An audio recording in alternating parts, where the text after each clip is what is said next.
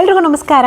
ನಾನು ನಿಮ್ಮ ಸಿಂಧುಗಿರಿ. ಶೆಡ್ರು ಹೇಗಿದ್ದೀರಾ? ಚೆನ್ನಾಗಿದ್ದೀರಾ ಅಂತ ಅನ್ಕೊತೀನಿ. ಇವತ್ತಿನ ಕಾನ್ಸೆಪ್ಟ್ ಬಂದು ಶುಗರ್ ಕೇನ್ ಜ್ಯೂಸ್, ಕಬ್ಬಿನ ಜ್ಯೂಸು, ಕಬ್ಬಿನ ಹಾಲು ಏನಂತಾರಲ್ಲ ಅದನ್ನು ಪ್ರೆಗ್ನೆಂಟ್ ಲೇಡೀಸು ಕುಡಿಬೋದಾ, ಕುಡಿಯೋದ್ರಿಂದ ಏನೇನೆಲ್ಲ ಬೆನಿಫಿಟ್ಸ್ ಇದೆ, ಮತ್ತು ಕುಡಿಯೋದಕ್ಕಿಂತ ಮುಂಚೆ ಯಾವ ರೀತಿಯಾದಂತಹ ಒಂದಷ್ಟು ಮುನ್ನೆಚ್ಚರಿಕೆ ಅಥವಾ ಟಿಪ್ಸ್ನ ಫಾಲೋ ಮಾಡಬೇಕು, ಮತ್ತು ಅದನ್ನೇನಾದರೂ ಕುಡಿತಿದ್ದೀರಾ ಅಂದರೆ ಅದರಿಂದ ಆಗುವಂತಹ ಕೆಲವೊಂದು ರಿಸ್ಕ್ ಫ್ಯಾಕ್ಟರ್ಸ್ ಏನೇನು ಅನ್ನೋದನ್ನು ಇವತ್ತಿನ ಈ ವಿಡಿಯೋದಲ್ಲಿ ಹೇಳ್ತಾ ಇದ್ದೀನಿ. ಈ ವಿಡಿಯೋನ ಕಂಪ್ಲೀಟಾಗಿ ನೋಡಿ, ನಿಮಗೆ ಕಂಪ್ಲೀಟ್ ಇನ್ಫಾರ್ಮೇಷನ್ ಸಿಗುತ್ತೆ. ಮೊದಲನೇದಾಗಿ ಕಬ್ಬಿನ ಜ್ಯೂಸಲ್ಲಿ ಏನೇನೆಲ್ಲ ನ್ಯೂಟ್ರಿಯೆಂಟ್ಸ್ ಇರುತ್ತೆ ಅನ್ನೋದಾಯಿತು ಅಂದರೆ, ಇದರಲ್ಲಿ ಅತಿ ಹೆಚ್ಚಾಗಿ ಆ್ಯಂಟಿ ಆಕ್ಸಿಡೆಂಟ್ಸ್ ಇರುತ್ತೆ, ಆಮೇಲೆ ಪೊಟ್ಯಾಷಿಯಮ್ ಇರುತ್ತೆ, ವಿಟಮಿನ್ ಸಿ ಇರುತ್ತೆ, ಇನ್ನೂ ಸುಮಾರಷ್ಟು ನ್ಯೂಟ್ರಿಯೆಂಟ್ಸ್ ಇದರಲ್ಲಿರುತ್ತೆ. ಆರೋಗ್ಯಕ್ಕಂತೂ ತುಂಬಾ ಒಳ್ಳೆಯದು. ಬಾಟ್ಲಲ್ಲಿ ಸಿಕ್ಕುವಂತಹ ಪ್ರಿಸರ್ವೇಟಿವ್ ಆಗಿರುವಂತಹ ಕೆಮಿಕಲ್ ಇರುವಂತಹ ಜ್ಯೂಸಸ್ಗಿಂತ ನಮ್ಮ ಎಳ್ನೀರು, ಕಬ್ಬಿನ ಜ್ಯೂಸು ಇದೆಲ್ಲ ಎಷ್ಟೋ ಉತ್ತಮ. ತುಂಬ ತುಂಬ ತುಂಬ ನ್ಯೂಟ್ರಿಯೆಂಟ್ಸ್ ಎಲ್ಲ ಇರುತ್ತೆ. ಕಬ್ಬಿನ ಜ್ಯೂಸ್ ಎಲ್ಲರೂ ಸೇವನೆ ಮಾಡ್ಬೋದು. ಮಕ್ಕಳಿಗೆ ಕೊಡೋದಾದರೆ ಕೆಲವೊಂದು ಟಿಪ್ಸ್, ಬೇರೆ ಟಿಪ್ಸ್ಗಳಿದೆ, ಮಕ್ಕಳದನ್ನು ನಾನಿಲ್ಲಿ ಇನ್ಕ್ಲೂಡ್ ಮಾಡೋದಿಲ್ಲ. ಪ್ರೆಗ್ನೆಂಟ್ ಲೇಡೀಸು ಅಥವಾ ವಯಸ್ಸಾದವರು ತೊಗೊಳ್ಳೋದಾಯಿತು ಅಂದರೆ ಒಂದಷ್ಟು ವಿಷಯಗಳನ್ನ ಗಮನದಲ್ಲಿ ಇಟ್ಕೋಬೇಕು. ಆ ಗಮನದಲ್ಲಿ ಇಟ್ಕೊಳ್ಳುವಂತಹ ವಿಷಯಗಳು ಏನೇನು ಅಂತ ನೋಡೋದಕ್ಕಿಂತ ಮುಂಚೆ ಇದರಿಂದ ಆಗುವಂತಹ ಬೆನಿಫಿಟ್ಸ್ ಏನು ಅನ್ನೋದನ್ನು ನೋಡ್ಬಿಡೋಣ.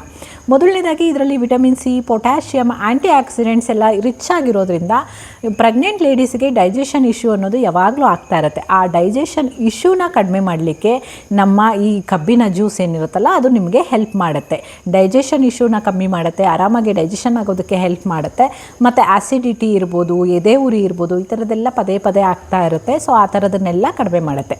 ಇನ್ನು ಫಸ್ಟ್ ಟ್ರೈಮಿಸ್ಟರಲ್ಲಿ ಪ್ರೆಗ್ನೆಂಟ್ ಲೇಡೀಸಿಗೆ ಕಾಮನ್ ಆಗಿ ಕಾಡುವಂಥದ್ದು ನಾಸಿಯಾ, ವಾಮಿಟಿಂಗ್ ಇರ್ಬೋದು, ಬೆಳಗ್ಗೆ ಎದ್ದೇಳ್ತಿದ್ದಂಗೆ ತಲೆ ಸುತ್ತದಂಗೆ ಆಗೋದು, ಸುಸ್ತು ಆಗೋದು, ಕೆಲಸ ಮಾಡೋದಕ್ಕೆ ಆಗದೆ ಇರೋದು, ಈ ಥರದ್ದೆಲ್ಲ ಸಮಸ್ಯೆಗಳಿರುತ್ತೆ. ಆ ತರಹ ಸಮಸ್ಯೆಗಳು ಕಾಣಿಸ್ಕೋಬಾರ್ದು ಅನ್ನೋದಾಯಿತು ಅಂದರೆ ಫಸ್ಟ್ ಟ್ರೈಮಿಸ್ಟರಲ್ಲಿ ಫಸ್ಟ್ 3 ಮಂತ್ಸ್ ಏನು ಬರುತ್ತಲ್ಲ, ಈ 3 ಮಂತ್ಸಲ್ಲಿ ನೀವು ಕಬ್ಬಿನ ಜ್ಯೂಸನ್ನ ಕುಡಿಯೋದ್ರಿಂದ, ಲಿಮಿಟೆಡ್ ಆಗಿ ಕುಡಿತಾ ಬರೋದ್ರಿಂದ ನಿಮ್ಮ ದೇಹಕ್ಕೆ ಇದು ಎನರ್ಜಿ ಬೂಸ್ಟರ್ ಆಗಿ ಕೆಲಸ ಮಾಡುತ್ತೆ. ಕಬ್ಬಿನ ಜ್ಯೂಸು ಅಲ್ಲಿ ಶುಗರ್ ಲೆವೆಲ್ ಹೈ ಇರುತ್ತೆ ಮತ್ತು ಅದು ಇನ್ಸ್ಟೆಂಟ್ ಎನರ್ಜಿನ ಕೊಡುತ್ತೆ. ನಮ್ಮ ದೇಹಕ್ಕೆ ಅಬ್ಸರ್ವ್ ಮಾಡ್ಕೊಳ್ಳಿಕ್ಕೆ ಕೂಡ ಈಸಿ ಆಗುತ್ತೆ. ಇದನ್ನು ನಮ್ಮ ದೇಹ ಈಸಿಯಾಗಿ ಅಬ್ಸರ್ವ್ ಮಾಡ್ಕೊಳ್ಳೋದ್ರಿಂದ ನಮಗೆ ಇನ್ಸ್ಟೆಂಟ್ ಎನರ್ಜಿ ಅನ್ನೋದು ಸಿಗುತ್ತೆ ಕಬ್ಬಿನ ಜ್ಯೂಸನ್ನು ನೀವು ಕುಡಿಯೋದ್ರಿಂದ. ಫಸ್ಟ್ ಟ್ರೈಮಿಸ್ಟರಲ್ಲಿ ನಾಸಿಯಾ ಜೊತೆಲಿ ವಾಮಿಟಿಂಗ್ ಕೂಡ ಆಗ್ತಾ ಇರುತ್ತೆ. ಸೊ ಈ ವಾಮಿಟ್ ಎಲ್ಲ ಆಗ್ತಾ ಇದ್ದಾಗ ಮತ್ತು ನೀರು ನೋಡಿದ್ರೂ ನನಗೆ ವಾಂತಿ ಆಗ್ತಾಯಿದೆ, ಸಿಕ್ಕಾಪಟ್ಟೆ ಸುಸ್ತಾಗುತ್ತೆ, ಯಾವಾಗಲೂ ಒಂದು ಸಲ ಮಾತ್ರ ನಾನು ಏನೋ ಒಂದು ಕುಡಿತೀನಿ ಅನ್ನೋ ಟೈಮಲ್ಲಿ ನೀವು ಈ ಕಬ್ಬಿನ ಜ್ಯೂಸನ್ನು ಕುಡಿಯೋದ್ರಿಂದ ನಿಮ್ಮ ದೇಹ ಹೈಡ್ರೇಟ್ ಆಗಿ ಇರೋದಕ್ಕೆ ಹೆಲ್ಪ್ ಮಾಡುತ್ತೆ. ದೇಹದಲ್ಲಿ ಉಷ್ಣಾಂಶ ಜಾಸ್ತಿ ಆಗದೇ ಅಥವಾ ದೇಹದಲ್ಲಿ ನೀರಿನ ಅಂಶ ಕಡಿಮೆ ಆಗದಿರೋ ರೀತಿಯಲ್ಲಿ ಈ ಕಬ್ಬಿನ ಜ್ಯೂಸ್ ಅನ್ನೋದು ನಿಮ್ಮನ್ನು ಹೈಡ್ರೇಟ್ ಆಗಿ ಇರೋ ರೀತಿ ನೋಡ್ಕೊಳ್ಳುತ್ತೆ.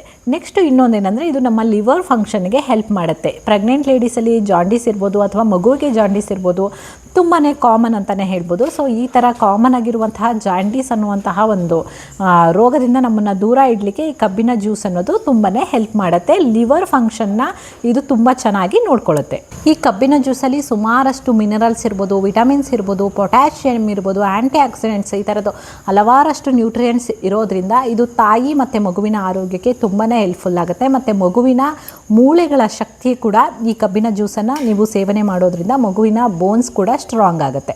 ಮತ್ತು ಇನ್ನೊಂದು ಏನಂದರೆ ಇದರಲ್ಲಿ ಬೆನಿಫಿಟ್ ಏನಂದರೆ ನಮ್ಮ ಪ್ರೆಗ್ನೆಂಟ್ ವುಮೆನ್ಸಿಗೆ ಪದೇ ಪಿಂಪಲ್ಸ್ ಆಗೋದಿರ್ಬೋದು ಅಥವಾ ಡಲ್ ಸ್ಕಿನ್ ಆಗೋದಿರ್ಬೋದು, ಈ ಥರದ್ದೆಲ್ಲ ಆಗ್ತಾ ಇರುತ್ತೆ.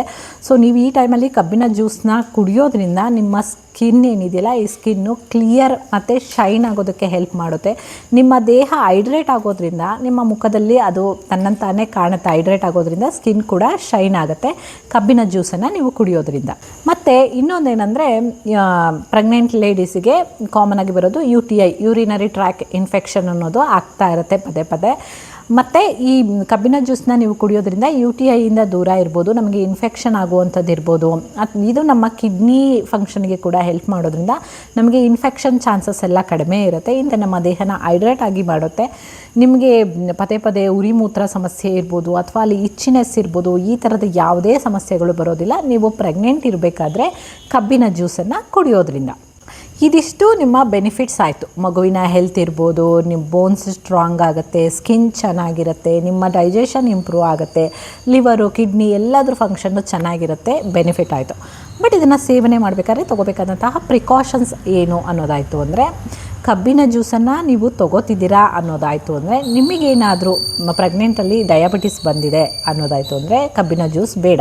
ಯಾಕಂದರೆ ಇದರಲ್ಲಿ ಹೈ ಶುಗರ್ ಇರುತ್ತೆ, ನಿಮ್ಮ ದೇಹದಲ್ಲಿ ಬೇಗ ಅಬ್ಸರ್ವ್ ಆಗೋದ್ರಿಂದ ಸ್ವಲ್ಪ ಕಷ್ಟ ಆಗುತ್ತೆ. ಸೊ ಹಾಗಾಗಿ ನಿಮಗೇನಾದ್ರು ಡಯಾಬಿಟಿಸ್ ಬರ್ತಾ ಇದೆ, ಡಯಾಬಿಟಿಸ್ ಫಸ್ಟ್ ಸ್ಟೇಜಲ್ಲಿದೆ ಅನ್ನೋದಾಯಿತು ಅಂದರೆ ಆವಾಗ ನೀವು ಕಬ್ಬಿನ ಜ್ಯೂಸನ್ನು ಸೇವನೆ ಮಾಡಬೇಡಿ. ಮತ್ತು ನೀವು ಕಬ್ಬಿನ ಜ್ಯೂಸನ್ನ ತೊಗೋತಾ ಇದ್ದೀರಾ ಅನ್ನೋ ಜಾಗ ಏನಿದೆಯಲ್ಲ, ಪ್ರಿಕಾಷನ್ಸ್ ಮೀನ್ಸ್ ಯಾವ ರೀತಿಯಾದಂತಹ ಜಾಗದಲ್ಲಿ ತೊಗೋತಾ ಇದ್ದೀರಾ ಅನ್ನೋದು ತುಂಬ ಇಂಪಾರ್ಟೆಂಟ್ ಆಗಿರುತ್ತೆ.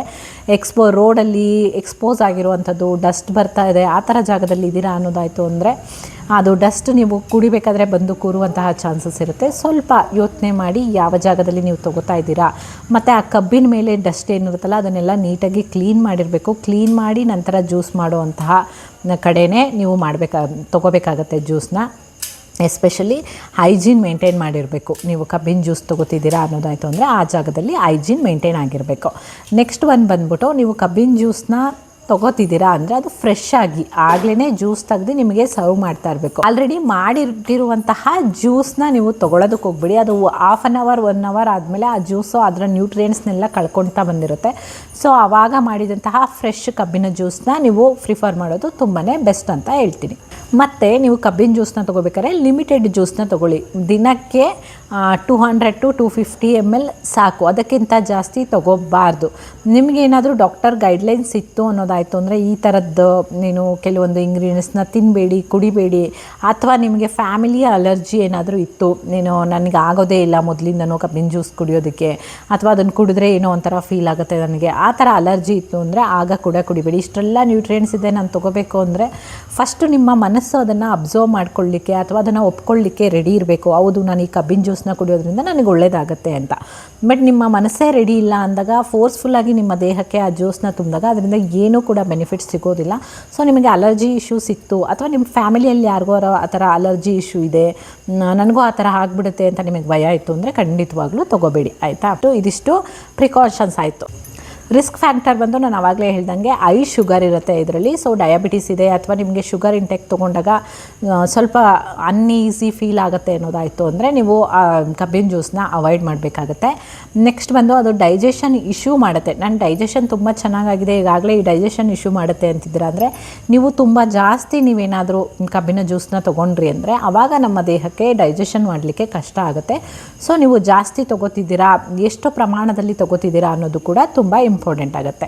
ಮತ್ತು ನೀವು ಫ್ರೆಶ್ ಆಗಿರೋ ಕಬ್ಬಿನ ಜ್ಯೂಸನ್ನ ನೀವು ಸೇವನೆ ಮಾಡಿಲ್ಲ ಅಂದರೆ ಅದು ಕೂಡ ನಮ್ಮ ಡೈಜೆಷನ್ಗೆ ಇರ್ಬೋದು ಅಥವಾ ಕಿಡ್ನಿ ಮೇಲೂ ಇರ್ಬೋದು ತುಂಬ ಎಫೆಕ್ಟ್ ಆಗುತ್ತೆ. ಸೊ ಫ್ರೆಶ್ ಕಬ್ಬಿನ ಜ್ಯೂಸನ್ನ ಯಾವಾಗಲೂ ಪ್ರಿಫರ್ ಮಾಡಿ. ಇದಿಷ್ಟು ಇವತ್ತಿನ ವಿಡಿಯೋ. ನಿಮ್ಮೆಲ್ರಿಗೂ ಇಷ್ಟ ಆಗಿರುತ್ತೆ ಅಂತ ಅಂದ್ಕೊತೀನಿ, ಮತ್ತು ಕಂಪ್ಲೀಟ್ ಇನ್ಫಾರ್ಮೇಷನ್ ನೀಡಿದ್ದೀನಿ ಅಂತ ಅಂದ್ಕೊತೀನಿ. ಮತ್ತು ಮುಂದಿನ ವಿಷಯದೊಂದಿಗೆ ಮತ್ತೆ ಸಿಗ್ತೀನಿ. ಅಲ್ಲಿವರೆಗೂ ನಮಸ್ಕಾರ.